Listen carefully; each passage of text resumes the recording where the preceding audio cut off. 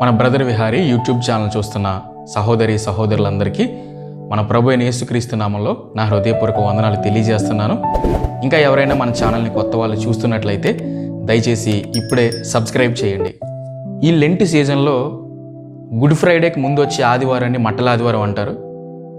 ఈ మట్టల ఆదివారం రోజున సార్వత్రిక సంఘాల్లో ఉన్న విశ్వాసులందరూ ఈత మట్టలకి, కొబ్బరి మట్టలకి చిన్న చిన్న పూలు తగిలించి దేవుని మందిరాల్లోకి తీసుకురావడం మనం అందరం చూస్తూనే ఉంటాం. అయితే ఈ మట్టల ఆదివారం గురించి పాత నిబంధన కాలంలో ప్రవక్త అయిన జకరియా ద్వారా దేవుడు ముందుగానే ప్రవచించడం జరిగింది. జకరియా గ్రంథము 9వ అధ్యాయము 9వ వచనంలో, సియోను నివాసులారా బహుగా సంతోషించుడి, యెరూషలేము నివాసులారా ఉల్లాసముగా ఉండుడి, నీ రాజు నీతిపరుడును రక్షణ గలవాడును దీనుడనై గాడిదను గాడిద పిల్లను ఎక్కి నీ యొద్దకు వచ్చుచున్నాడు. ప్రవక్త అయిన జకరియా ద్వారా చెప్పబడిన ఈ ప్రవచనం దాదాపు 500 సంవత్సరాల తర్వాత ఈ ప్రవచనం నెరవేరింది. యేసు ప్రభు వారు యెరూషలేములోకి సమీపించినప్పుడు ఒక గాడిద మీదకి ఎక్కి ప్రజల మధ్యలోకి ఆయన వచ్చారు. సాధారణంగా ఈ లోక సంబంధమైన రాజులు ప్రజల మధ్యలోకి వచ్చేటప్పుడు గుర్రాల మీద, రథాల మీద వస్తారు. గుర్రం అనేది రాజసానికి, యుద్ధానికి చిహ్నంగా ఉంది. కానీ యేసు ప్రభు వారు దానికి భిన్నంగా గాడి మీదకి ఎక్కి ప్రజల మధ్యలోకి వచ్చారు. గాడిద సాత్వికానికి, వినయానికి, శాంతి సమాధానానికి సాదృశ్యంగా ఉంది. యేసు ప్రభు వారు గాడిదనే సెలెక్ట్ చేసుకోవడానికి కారణం ఏంటంటే, ఒకటి, పాత నిబంధనలో యేసు ప్రభు గురించినటువంటి ప్రవచనం నెరవేర్పు కోసం. రెండవది, ఆయన సైనిక బలంతో యుద్ధం చేయడానికి ఈ లోకానికి రాలేదు, నేను ప్రజల మధ్యలో శాంతిని, సమాధానాన్ని నెలకొల్పడానికి వచ్చాను అని చెప్పడానికి సాదృశ్యంగా యేసు ప్రభు వారు గాడిద మీదకి ఎక్కి ప్రజల మధ్యలోకి వచ్చారు. అయితే ఆ రోజుల్లో రోమా ప్రభుత్వం యూదుల్ని అణిచివేస్తూ ఉండేది, యూదుల్ని కష్టాల పాలు చేస్తూ ఉండేది. యేసు ప్రభు వారు గాడిద మీదకి ఎక్కి ప్రజల మధ్యలోకి వచ్చినప్పుడు యూదులందరూ కూడా యేసు ప్రభు వారిని ఆ యొక్క రోమా ప్రభుత్వ పాలన నుంచి విడిపించే ఒక రాజకీయపరమైన రాజుగా మాత్రం యేసు ప్రభుని చూశారు. యేసు ప్రభు వారు వస్తున్నప్పుడు దారి పొడుగున వారి బట్టలన్నీ పరిచారు, చెట్ల కొమ్మలన్నీ నరికి దారి పొడుగున పరిచారు. ఎవరైనా రాజులు మరి ప్రజల మధ్యలోకి వచ్చినప్పుడు ఆ రోజుల్లో యూదులందరూ కూడా మరి ఇలాంటి సాంప్రదాయాన్ని పాటించేవారు. మరి యేసు ప్రభు వారు వస్తున్నప్పుడు ప్రజలందరూ కూడా ఖర్జూర మట్టలు పట్టుకుని హోసన్నా హోసన్నా అని ప్రభు వారిని స్తుతించారు. ఈ ఖర్జూర మట్టలు అనేవి విజయానికి, ఆనందానికి సాదృశ్యంగా ఉన్నాయి. అయితే హోసన్నా హోసన్నా అనే మాటకి అర్థం ఏంటంటే, మమ్మల్ని ఇప్పుడే రక్షించు అని అర్థం.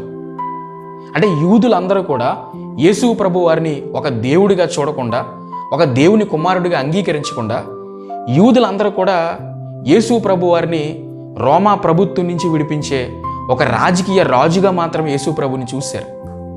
కానీ యేసు ప్రభు వారు వచ్చింది ఒక రాజకీయ పార్టీ స్థాపించడానికి కాదు, ఒక ప్రభుత్వాన్ని స్థాపించడానికి కాదు, ఒక లోక సంబంధమైన రాజ్యాన్ని స్థాపించడానికి కాదు. ఆయన వచ్చింది ఎందుకంటే సర్వ మానవాళిని వారి పాపాల నుంచి విడిపించి ప్రజల హృదయాల్లో ఆత్మ సంబంధమైన రాజ్యాన్ని స్థాపించడానికి యేసు ప్రభు వారు వచ్చారు. యేసు ప్రభు వారిని సిలువేస్తున్నప్పుడు మరి పిలాతు అడుగుతాడు, నువ్వెవరివైనా అడిగినప్పుడు మరి యేసు ప్రభు వారు సమాధానం చెప్తారు. యోహాను సువార్త 18వ అధ్యాయం 36వ వచనంలో, యేసు, నా రాజ్యము ఈ లోక సంబంధమైనది కాదు, నా రాజ్యము ఈ లోక సంబంధమైనదైతే నేను యూదులకు అప్పగింపబడకుండునట్లు నా సేవకులు పోరాడుదురు గాని నా రాజ్యము ఇహ సంబంధమైనది కాదనెను. యేసు ప్రభువారు తన రాజ్యము ఈ లోక సంబంధమైనది కాదు అని మరి పిలాతుకి సాక్ష్యం ఇస్తున్నట్లుగా మనం ఈ వచనంలో చూస్తున్నాం. ఈ యూదుల దగ్గర నుంచి మనం నేర్చుకోకూడని 3 విషయాలు ఉన్నాయి. అందులో ఒకటి, యేసు ప్రభువారు యోధా గోత్రంలోనే జన్మించినప్పటికీ తన సొంత ప్రజలైన యూదులే యేసు ప్రభువారిని రక్షకుడిగా, దేవుడిగా అంగీకరించలేదు. ఇప్పటికీ కూడా యూదులు మెస్సయ్య కోసం ఎదురు చూస్తున్నారు. మరి మెస్సయ్య వచ్చి 2000 సంవత్సరాలు దాటేసింది. మనమందరం కూడా యేసు ప్రభు యొక్క రెండో రాకడ కోసం ఎదురు చూస్తుంటే యూదులు ఎప్పటికీ కూడా మెస్సయ్య కోసం వాళ్ళు ఎదురు చూస్తూనే ఉన్నారు. అంటే యూదులు ఎప్పటికీ యేసు ప్రభుని అంగీకరించలేదు. అంటే యేసు ప్రభు సొంత ప్రజలే యేసు ప్రభుని అంగీకరించలేదు. మనం కూడా దేవుని బిడ్డలమైనప్పటికీ, క్రైస్తవులమైనప్పటికీ కూడా చాలాసార్లు దేవుని పూర్తిగా మనం నమ్మము. దేవుని కంటే మనుషుల్ని ఎక్కువ నమ్ముతాం. దేవుని కంటే డబ్బు మీద మనం విశ్వాసం ఉంచుతాము. దేవుని కంటే రాజకీయ నాయకుల మీద మనం విశ్వాసం ఉంచుతాము. ఆఖరికి దేవుని కంటే బంగారం మీద మనం విశ్వాసం ఉంచుతాము. ఆఖరికి బంధువుల్ని కూడా మనం నమ్ముతాం. కానీ దేవుని మీద పూర్తిగా మనం విశ్వాసం ఉంచడానికి మనం ఇష్టపడము. అలాగే రెండవదిగా, యూదులు యేసు ప్రభుని దేవుడిగా కాకుండా ఒక లోక సంబంధమైన రాజుగా మాత్రమే యేసు ప్రభుని చూశారు. మనం కూడా యేసు ప్రభుని చాలాసార్లు మనకి లోక సంబంధమైన అవసరాలు తీర్చే ఏటీఎంగా మాత్రమే మనం చూస్తాం. మనకి ఏదైనా కష్టం వస్తే వెంటనే ప్రభు దగ్గరికి పరిగెట్టుకుంటూ వచ్చేస్తాము, భారంగా ప్రార్థన చేస్తాము. దేవుడు మన కష్టాలను తీర్చగానే దేవుని విడిచిపెట్టి మరలా మనం లోకంలోకి వెళ్ళిపోతాం.